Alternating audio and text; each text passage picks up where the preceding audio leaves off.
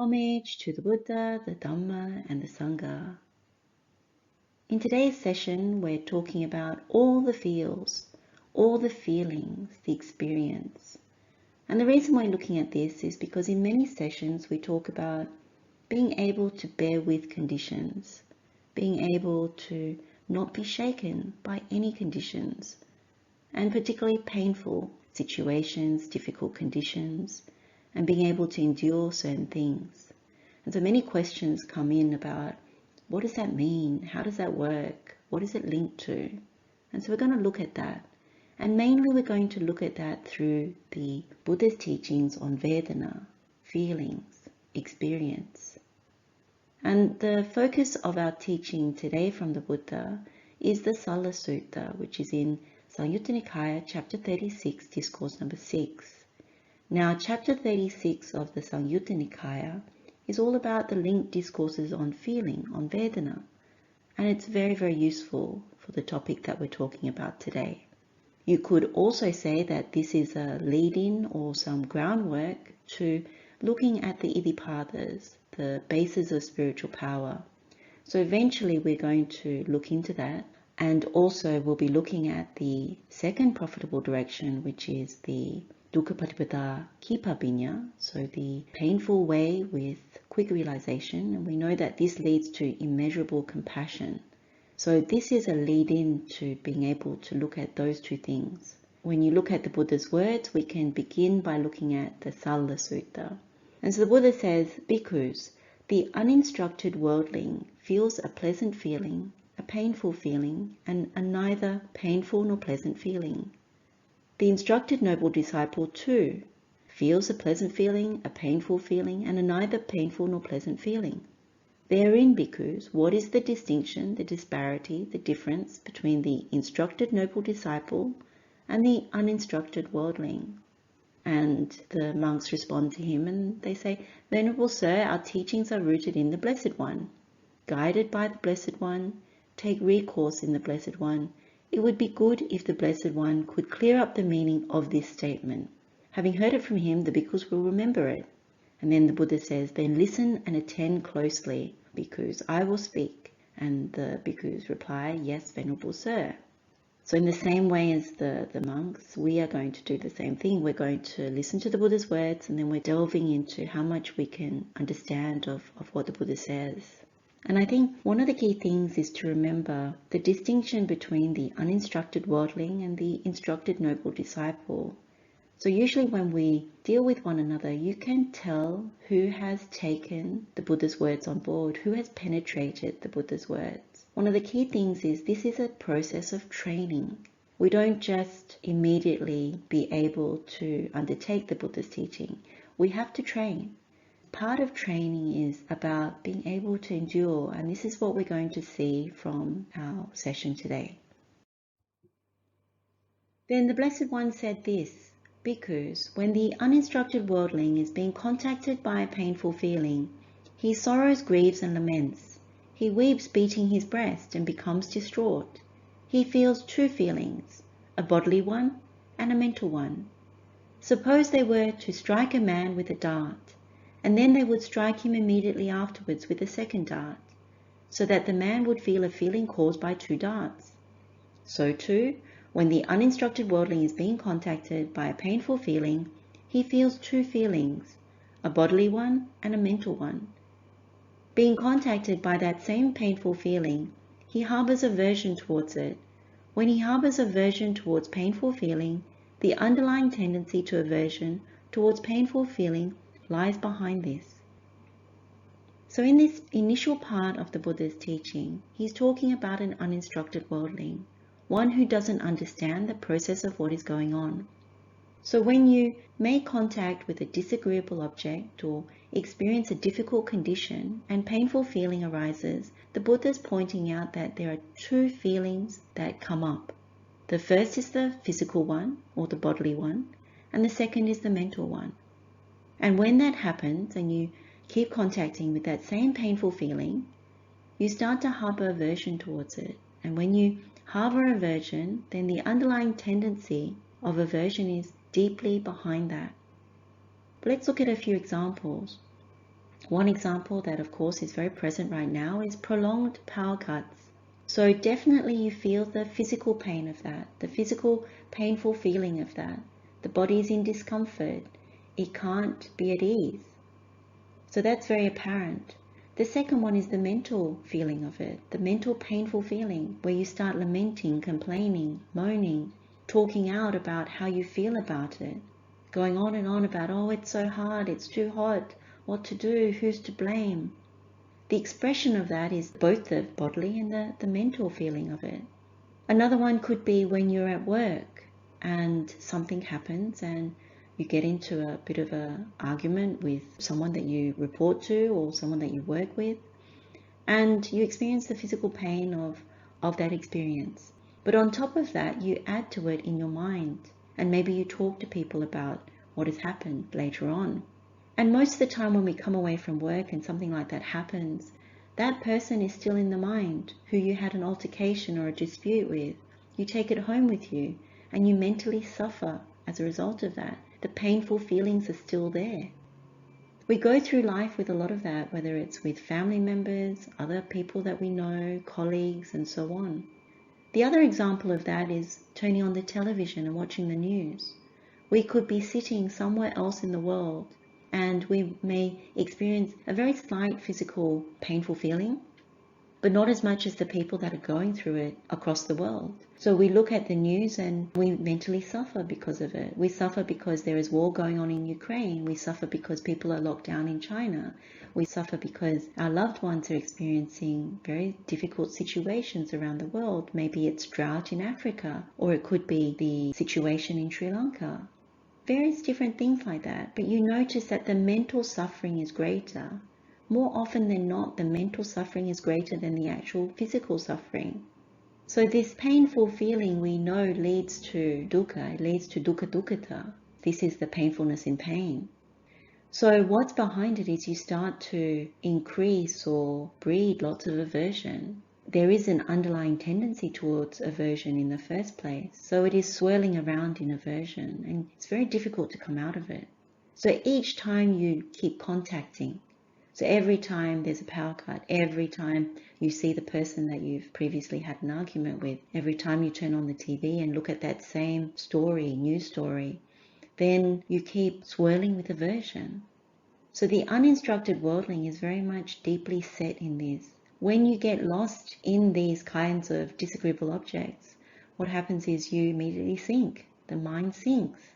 And if you're physically experiencing certain things, what's really useful to see is that the physical pain becomes more difficult to endure if it is being pressed on by the mental feeling of it, the mental painful feeling of it.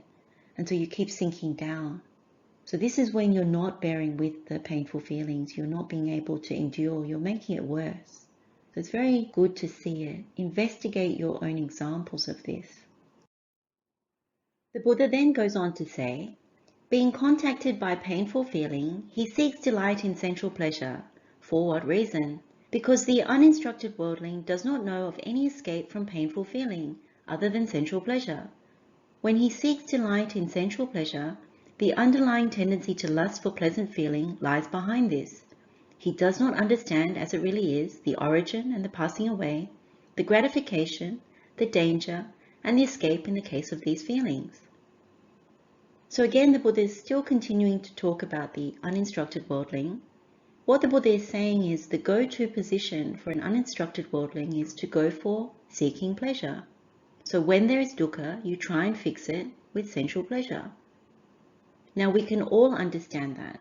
We can all understand it because when things are not good, when we experience dukkha, whatever it is, from a power cut to the car not working, to losing our jobs, to getting into arguments with people, or seeing news that is not appealing, or any kind of difficult situation and painful feelings have arisen, our go-to position is to try and fix it with sukha. So that might be from going to the fridge to looking for something to drink or trying to go out to do something.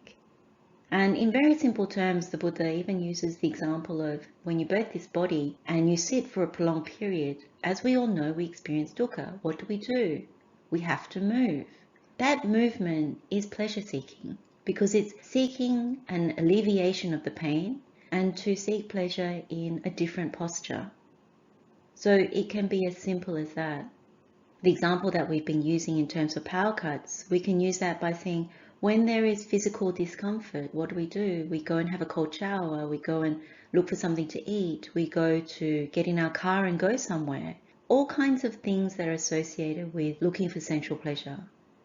When you don't understand that all feelings result in dukkha, and that includes pleasant feelings, unpleasant feelings, of course, or painful feelings, and then neither painful nor pleasant feelings, they all result in dukkha, and we'll have a refresher of that in a little bit. But firstly, the main thing is to understand this. When we start to understand this, then we know that seeking pleasure is not the way to go. That is part of the reason why the Buddha talks about bearing with conditions, because if you keep training yourself to be a pleasure seeker, you never break that pattern with the underlying tendency to lust, to desire, to attachment for pleasant feeling, then you are training yourself for, at the point of death, to also seek pleasure. Because if you can imagine these scenarios right now that we go through, they're difficult. They're really difficult. And in certain circumstances, they're really excruciating, particularly if you're experiencing quite dire economic situation, or you're subject to war or continuing COVID restrictions and things like that. Then if you keep training towards pleasure seeking, at the point of death, when the scenario is even worse, it's more dire. It's the question of rebirth to more suffering, or to be able to free yourself. Then in that dire situation, if you're a pleasure seeker, if you haven't broken the pattern of it, you can't endure pain. You can't endure being away from your loved ones and all the different things that come to the mind at the point of death. Then it's quite dire. It's more dire than going through some of these situations right now, because we know that they are temporary, only for a little while. But the grand context of lifetimes, infinite lifetimes of being subject to birth, old age, and death over and over again in different scenarios, different kinds of rebirth, some terrible in the hell realms, in the animal realm, in the hungry ghost realm, the lower realms, then you know that when the Buddha says you must endure, you must bear with difficult conditions, painful feeling, then you understand why. And so you understand why you need to train yourself out of seeking delight in sensual pleasures, being able to bear with, being able to assuage the painful mental feelings. And that's where our meditation, the development of the Noble Eightfold Path, really comes in. Because when you are able to gain jhanas at will without trouble or difficulty, it becomes a lot easier. There's sukha viharana there. The body might have some bodily painful feelings, but at a mental level, there is joy, there is happiness, there is detachment. When we go to learn about the iddhipadas, it's even stronger than that, because you can endure much more. And there are many blessings of those spiritual powers that come with the iddhipadas. In terms of the uninstructed worldling, the Buddha finishes by saying, when he does not understand these things, the underlying tendency to ignorance in regard to neither painful nor pleasant feeling lies behind this. If he feels a pleasant feeling, he feels it attached. If he feels a painful feeling, he feels it attached. If he feels a neither painful nor pleasant feeling, he feels it attached. This bhikkhus is called an uninstructed worldling, who is attached to birth, aging, and death, who is attached to sorrow, lamentation, pain, sadness, and despair, who is attached to suffering, I say. So this is a very powerful statement from the Buddha. This particular teaching resonates on so many levels if you start to see. It's wonderful how the Buddha teaches us through, firstly, this uninstructed worldling, which we all have parts of at different times, even as spiritual practitioners, because we haven't finished off the work yet. We haven't fully realized and developed the Noble Eightfold Path. And then the second part of the teaching, which we'll go through, is about the instructed noble disciple. But you see the contrast, and it's really wonderful when you investigate. When the uninstructed worldling does not understand painful feelings, as we've been through, and does not understand pleasant feeling, as we've been through, now when it comes to neither painful nor pleasant feeling, again, what is driving it is ignorance. There is an attachment to feeling, not understanding that all feeling leads to dukkha. So when you are attached to Vedana, to feeling, then of course you will be attached to birth, aging, and death. And therefore you're attached to sorrow, lamentation, pain, sadness, and despair. We keep thinking that we can fix this, and we really can't. That's the crux of this. And if we don't start to train to bear with conditions, whatever conditions they are, if we can't endure any of these three feelings, then it is quite dire for us. So the Buddha's encouragement is to really see through what is actually happening, to not be attached to any kind of feeling.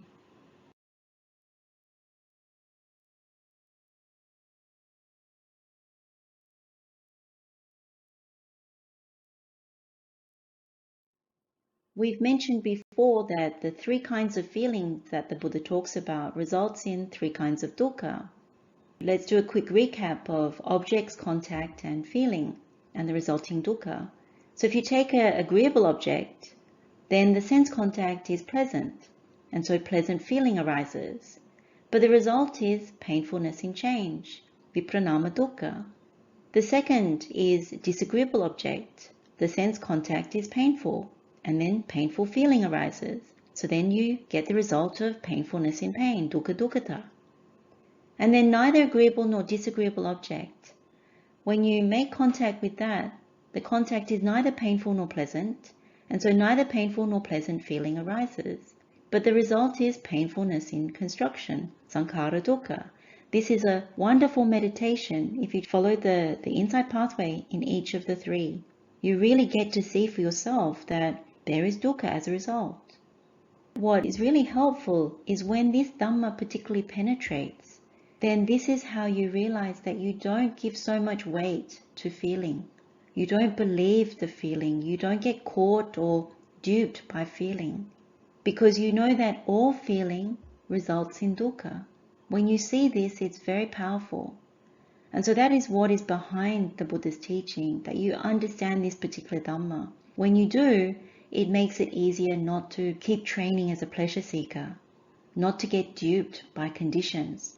But from a wisdom place, a place of understanding, direct experience, it's easier to bear with. Now in the Salla Sutta, the Buddha was talking about underlying tendencies and feelings. And so when you looked at pleasant feeling, the Buddha was talking about the underlying tendency for lust or greed.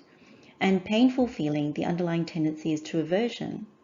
And when it comes to the third, which is neither painful nor pleasant feeling, the Buddha talks about the underlying tendency to ignorance. When you look at these three, similar to the last diagram that we were looking at, we're really looking at greed, hatred, and delusion. How greed, hatred, and delusion keeps perpetuating. So when you have this underlying tendency to lust, to be the pleasure seeker, to be greedy to overcome painful feeling with pleasant feeling, then you're caught in a bit of a cycle. And with painful feeling, of course, the underlying tendency is to aversion. You keep growing the hatred. And with neither painful nor pleasant feeling, which in many ways is between the two extremes, the underlying tendency is towards ignorance because you still get caught up in the feeling of it. So if you really want to walk the non-greed, non-hatred, non-delusion path, as the Buddha says in this Pahana Sutta, which is where this comes from, the Buddha says that one needs to abandon the underlying tendency to lust, which is driving pleasant feeling. One needs to abandon the underlying tendency to aversion, which is driving the painful feeling, and also abandon the underlying tendency for ignorance, which is driving neither painful nor pleasant feeling. The teaching when it comes to the four nutriments that is most helpful is the Puttamansa Sutta. And when it comes to feeling, contact is nutriment is what needs to be seen. The simile that the Buddha gives is about the flayed cow. And his teaching is, and how bhikkhus should contact as nutriment be seen? Suppose there is a flayed cow. If she stands exposed to a wall, the creatures dwelling in the wall would nibble at her. If she stands exposed to a tree, the creatures dwelling in the tree would nibble at her. If she stands exposed to water, the creatures dwelling in the water would nibble at her. If she stands exposed to the open air, the creatures dwelling in the open air would nibble at her. Whatever that flayed cow stands exposed to, the creatures dwelling there would nibble at her. It is in such a way because that I say contact as nutriment should be seen. When contact as nutriment is fully understood, the three kinds of feeling are fully understood. When the three kinds of feeling are fully understood, I say, there is nothing further that a noble disciple needs to do. And so this is also very helpful to us, because if you simply contemplate being a flayed cow, what it is like when creatures are nibbling at you in any kind of posture, in any kind of situation, then you understand that there is dukkha.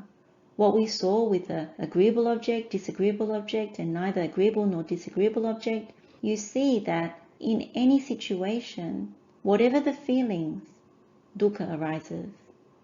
And so the flayed cow is never comfortable, is always experiencing dukkha. If you see this body as very similar to a flayed cow, we are in the exact same predicament. No matter what we do, to move, to change, to consume, to pleasure seek, we are like the flayed cow. With this kind of body that we have birthed, one can only experience dukkha. And in an ultimate sense, that is so easy to see. We are all subject to old age, sickness, and death. No matter how you feel about that, dukkha arises. What we're really talking about here is contact as nutriment, the second unprofitable direction. And this is where consciousness keeps steadying on feeling, Vedana. And so what drives us is the perversion that there is pleasure in the painful. And this is very evident when you see that all feeling results in some kind of dukkha, some kind of pain. So when you start to put these things together, you really see where the Buddha is coming from. When we abide or keep gravitating, attached to feeling, our consciousness, our vijnana keeps steadying there. And so every time we are driven by feeling, where does it go? It goes the wrong way or the bad way through hate, dosa agati. If you're in a situation where the conditions are difficult, you don't have to go to dosa agati, you don't have to go the wrong way through hate. If you can endure, if you can understand this Dhamma. We can now go back to the Salla Sutta and continue with the Buddha's teaching, and he's now talking about the instructed noble disciple. And the Buddha says, Bhikkhus, when the instructed noble disciple is contacted by a painful feeling, he does not sorrow, grieve, or lament. He does not weep, beating his breast, and become distraught. He feels one feeling, a bodily one, not a mental one. Suppose they were to strike a man with a dart, but they would not strike him immediately afterwards with a second dart, so that the man would feel a feeling caused by one dart only. So too, when the instructed noble disciple is contacted by a painful feeling, he feels one feeling, a bodily one, not a mental one. Being contacted by that same painful feeling, he harbors no aversion towards it. Since he harbors no aversion towards painful feeling, the underlying tendency to aversion towards painful feeling does not lie behind this. So this is a noble disciple who has penetrated feeling. In our case, we are not quite there yet as disciples of the Buddha, spiritual practitioners. We still experience some level of mental painful feeling. But the idea is in the training of walking the Noble Eightfold Path, developing the Noble Eightfold Path, what we do is we don't express discomfort. The first part of it is you experience the bodily pain. So if you're sitting during a power cut, of course you experience the bodily pain, the discomfort. But the first step is not to express it, not to express out the complaining, being distraught, the lamenting, being angry. When you start to cut that off, you start to not add to the physical pain, so it doesn't become a massive mental one. When there is mental pain and you express it verbally to others or to yourself, like even self-talk about how horrible it is and everything, you're adding to the bodily pain. It becomes bigger. So the idea in training is to train oneself to be okay. Firstly, not to express it, not to complain, not to lament, not to be averse, to endure as best as one can. And it's a process. This is a training process. then what happens is over time you start to understand it's actually not as bad as having the mental pain on top. Sure, there is discomfort. There is literally physical discomfort. But at some point, when you realize that it's not so bad, you can do one of two things. One, you can just be with that physical suffering. The second is you can meditate. You can develop the path. You can go into that physical dukkha, contemplate it, and access jhanas. You can do one of the insight pathways of the Buddha.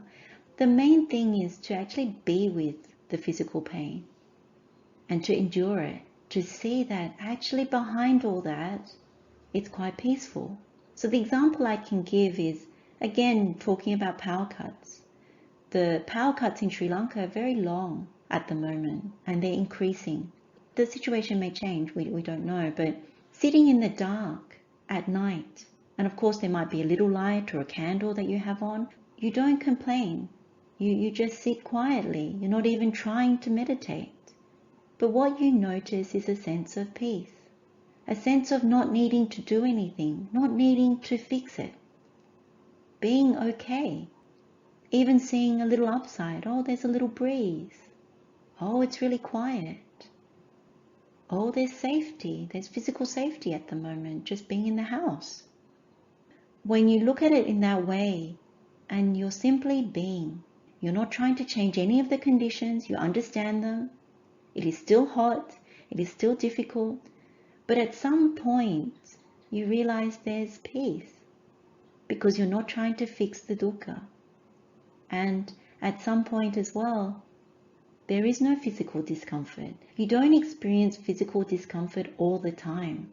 So the physical discomfort you would feel during the heat and there's no power is very different from when it's evening and it's cooling off. So the physical discomfort is different. And again, when you're sleeping and there's no power, the physical discomfort is different again. This is a way of training, because what you're training is not to keep breeding aversion. Every time you go with the painful feeling, the underlying tendency for aversion kicks in. And when you go against that, you're going against that underlying tendency. Now, if you're sitting in a different place and you're not physically going through it, but all you have is the mental suffering of observing loved ones going through difficult times through the television or what you hear over the telephone, the encouragement very much is not to keep breeding painful feeling that leads to breeding more underlying tendency of aversion, not to breed the hatred. When you make contact with the phone call, the news headlines, the reporters, all the different things that come, and then painful feeling arises, mental pain, then what you need to do is to realize where you are caught and not to breed more hatred, because that is what is happening. You don't see it happening, but it is happening because there is aversion there. And of course, if there's aversion, there is delusion. So this is the encouragement, because this is what is very apparent right now. All of us, we can turn on the television and have aversion towards what's happening in Ukraine, to what's happening in Africa, in China, in America, all over the place. There is conditions that are difficult everywhere. And so if we look at it through the lens of the wrong view, we're not understanding the feelings that are arising carefully, then it leads to going the wrong way. And it makes it very difficult, and we keep adding to the suffering of it. In the Patala Sutta, the Buddha emphasizes the point about painful bodily feelings, and he gives this designation that painful bodily feelings are like a bottomless abyss of the great ocean. And at the end of the sutta, there's 2 verses, and it goes, "One who cannot endure the arisen painful feelings, bodily feelings that sap one's life, who trembles when they touch him, a weakling of little strength, who weeps out loud and wails, he has not risen up in the bottomless abyss, nor has he even gained a foothold. But one who is able to endure them, the arisen painful feelings, bodily feelings that sap one's life, who trembles not when they touch him, he has risen up in the bottomless abyss, and he has also gained a foothold." This path that the Buddha teaches us it's very clear that it's not simply sitting on a cushion and meditating. It's allowing the Noble Eightfold Path to activate in day-to-day life, particularly when situations arise that test us, that challenge us. The idea is not to be a weakling, not to allow bodily painful feelings to assail us and to overwhelm us, and definitely not to complain, lament, and go down, sink down with those painful bodily feelings. If we do that, then we don't even gain a foothold, as the Buddha says. Instead, what the Buddha says is to endure them, bear with difficult conditions, bear with the arisen painful feelings. And definitely don't shake. Don't immediately try and fix. Be with it, endure it, and learn through it directly. Because if one does so, then you have a foothold in getting out of this whole predicament. That's the beauty of it. And there are practitioners, monastic and lay people, who are doing so, who will not shake, who will not move, even with great difficulty, doing their best. They haven't completed the path, but they're doing what the Buddha says. And that is what is most tantamount in this path, because it is too easy to try and get out, try and leave the mess, try and seek pleasure elsewhere. Now, there is no praise or blame for if you are in a very tight situation and you have to get out. That's understandable. But by the same token, you need to train through everything, even if you leave. So there is no praise or blame, there's no criticism or anything if you have to leave a war zone, or if economic conditions get very difficult in a country, or if you're old and you need more pleasant conditions. There is no blame for having to change that. But underlying to that is really, where is your practice? So even as you are changing the conditions, it's good to really, if you are a student of the Buddha, to really look at it. And for those who are endeavoring to bear with, to endure, to learn through this experience, because you know that this is not the worst kind of condition that one will experience, then there are others with you. We walk together. We try to penetrate these teachings together, and it is a joyful thing. One of the things about enduring painful feelings, painful bodily feelings, is that they don't last 24/7. And there are times where one can be joyful even in the face of great hardship.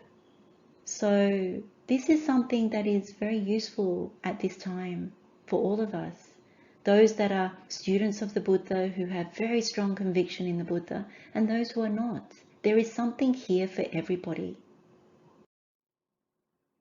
For the instructed noble disciple, the Buddha goes on to say, being contacted by painful feeling, he does not seek delight in sensual pleasure. For what reason? Because the instructed noble disciple knows of an escape from painful feeling other than the sensual pleasure. Since he does not seek delight in sensual pleasure, the underlying tendency to lust for pleasant feeling does not lie behind this. He understands as it really is the origin and the passing away, the gratification, the danger, and the escape in the case of these feelings. Since he understands these things, the underlying tendency to ignorance in regard to neither painful nor pleasant feeling does not lie behind this. If he feels a pleasant feeling, he feels it detached. If he feels a painful feeling, he feels it detached. If he feels a neither painful nor pleasant feeling, he feels it detached. This bhikkhus is called a noble disciple who is detached from birth, aging, and death, who is detached from sorrow, lamentation, pain, sadness, and despair, who is detached from suffering, I say. When we look at what the Buddha has just said, we've covered much of this. Clearly, what is really true about the instructed noble disciple is one knows that even if you seek pleasure, there is a danger in sensual pleasures. You're training yourself to keep instigating the underlying tendency for lust, the underlying tendency for greed. There is attachment there. And you also know that all three feelings lead to dukkha, ultimately to dukkha. You cannot fix it. And in the ultimate sense, you know that if you keep going with greed, hatred, and delusion, then the danger is still there. You are at the mercy of birth, aging, and death over and over again. Therefore, you're linked to the whole mass of suffering. The instructed noble disciple will not go with that. If you remember from the Samadhi Bhavana Sutta, part of that teaching is to look at the insight pathways for form, feeling, perception, volitional formations, and consciousness. So the one that is applicable here is to run those insight pathways for feeling. So instead of abhinandati, abhivadati, ajosayatitati, which is to take delight, to express it, to remain holding, instead you don't take delight, na abhinandati, you don't express it, na abhivadati, and na ajosayatitati, you don't remain holding to it, any feeling. That's what is really helpful here. And so when that is the case, there is detachment. You're not trying to fix it, and you remain detached from any kind of feeling, any kind of scenario that arises. And so when that happens and you keep training, at the point of death, such a noble disciple will be detached from birth, aging, and death, will be detached from the whole mass of suffering. You've cut off from the paticca samuppada at the link of feeling. Because if you cut it off at that link, then there is no tanha. You're not craving for anything, and therefore you won't crave for existence. At the conclusion of the Salla Sutta, the Buddha says, "The wise one learned does not feel the pleasant and painful mental feeling. This is the great difference between the wise one and the worldling. For the learned one who has comprehended Dhamma, who clearly sees this world and the next, desirable things do not provoke his mind. Towards the undesired he has no aversion. For him, attraction and repulsion no more exist. Both have been extinguished, brought to an end.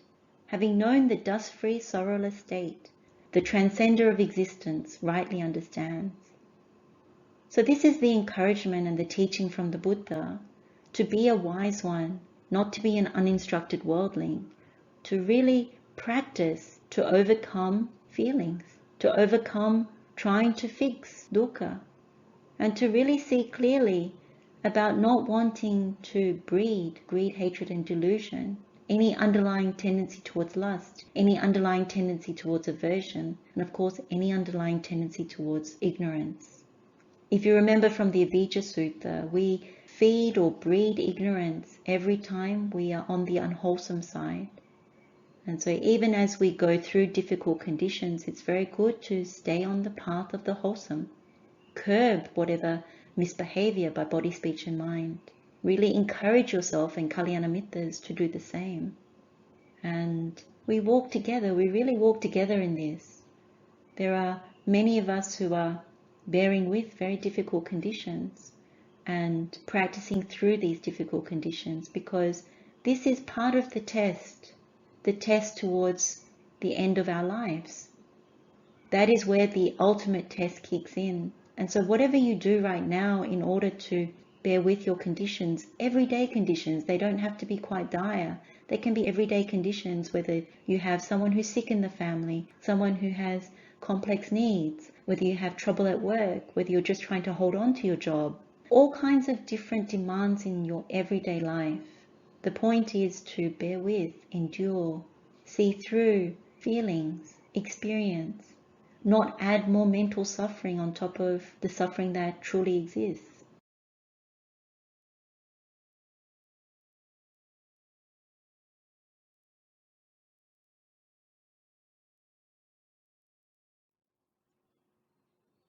And so when you look at, for example, Penapindupama Sutta, and you look at how the Buddha talks about the khandhas, the aggregates, in respect of feeling, the question that the Buddha asks is, what substance could there be in feeling? And the Buddha says, suppose because that in the autumn, when it is raining and big raindrops are falling, a water bubble arises and bursts on the surface of the water. A man with good sight would inspect it, ponder it, and carefully investigate it, and it would appear to him to be void, hollow, insubstantial. For what substance could there be in a water bubble? So too, bhikkhus, whatever kind of feeling there is, whether past, future, or present, internal or external, gross or subtle, inferior or superior, far or near. A bhikkhu inspects it, ponders it, and carefully investigates it, and it would appear to him to be void, hollow, insubstantial. For what substance could there be in feeling? This is a very wonderful contemplation, and I know I say that for every contemplation. It's just that many of these contemplations or reflections that the Buddha gives, when you spend some time turning your mind in Dhammavicaya, it offers so much. It's very rewarding, it's very fruitful. So when you think about a water bubble, we know that they're very insubstantial. We know that they pop very quickly. So when you bring to your mind water bubble and any scenario where you're invested in feelings, this is like an added bonus to what we've been looking at in this session, an added reflection or contemplation to what we've been looking at. We place so much credence, so much belief in our feelings. Every time you talk to someone, including ourselves, we always talk about our feelings. I feel it's like this. I feel so much. I feel this or I feel that. We are so invested. The self, the atta, what we take as me and mind, it's very invested in feeling. We ask each other, how do you feel today? How are you feeling? So we always talk about feelings. But the point of the matter is when we contemplate the water bubble, the Buddha is encouraging, it's void, it's hollow, it's insubstantial. And so one of the reflections that is most useful is this, particularly when you know that all feelings lead to dukkha. What is that about? And how much we add to it. When we don't understand feelings, then we feel everything, all the feels, pleasant, unpleasant, neither painful nor pleasant feeling. If we base our lives purely on feeling, we are going to be reborn again, to experience more and more suffering. That's what makes it most critical. And this is what this session is about, is to really look at that, really look at how invested we are in it, in the wrong way, with the wrong view. The other important thing to remember from all these teachings that the Buddha has touched on is about contact. Born of contact, rooted in contact, with contact as their source and condition. So this is what Buddha is talking about when it comes to these three feelings that we've been talking about. The Buddha gives this simile of heat being generated when you rub two sticks together. So the Buddha says, just as heat is generated and fire is produced from the conjunction and friction of two fire sticks, but when the sticks are separated and laid aside, the resultant heat ceases and subsides. So too these three feelings are born of contact, rooted in contact, with contact as their source and condition. So what he's telling us here, restrain yourselves from contact. So when you apply indriya samvara, restraint of the sense faculties, or when you guard your sense doors, then you are guarding yourself from creating heat and fire for those feelings. So that is why it's important not to turn on the news, if you can, only for what is needed, why you restrain or guard when it comes to the internet or social media, or seeing people that trigger you. And now there are certain situations where you can't guard, you can't restrain, such as going to work and various other things. But the idea is to know that feelings arise due to contact. And so if you restrain from contact, then life gets a little easier. So part of understanding about the water bubble is really that the Buddha teaches that these three feelings are impermanent, conditioned, dependently arisen, subject to destruction, subject to vanishing, subject to fading away, subject to cessation. So painful feelings, pleasant feelings, neither painful nor pleasant feelings. When you investigate them, you realize that they're hollow, they're void, not permanent, ephemeral, conditioned by contact, dependently arisen. And so when it's like that, you know that they're also subject to destruction, subject to vanishing, fading away, cessation. So there is a deeper part to the practice where if you don't take refuge in your feelings or another person's feelings, any kind of feelings, then one can make great progress on this path. and one can suffer less. When people say, how can I suffer less? Then this is the way to really penetrate the truth about feelings. We've come to the end of our session looking at the Salla Sutta on feelings and a few other suttas to help us understand it.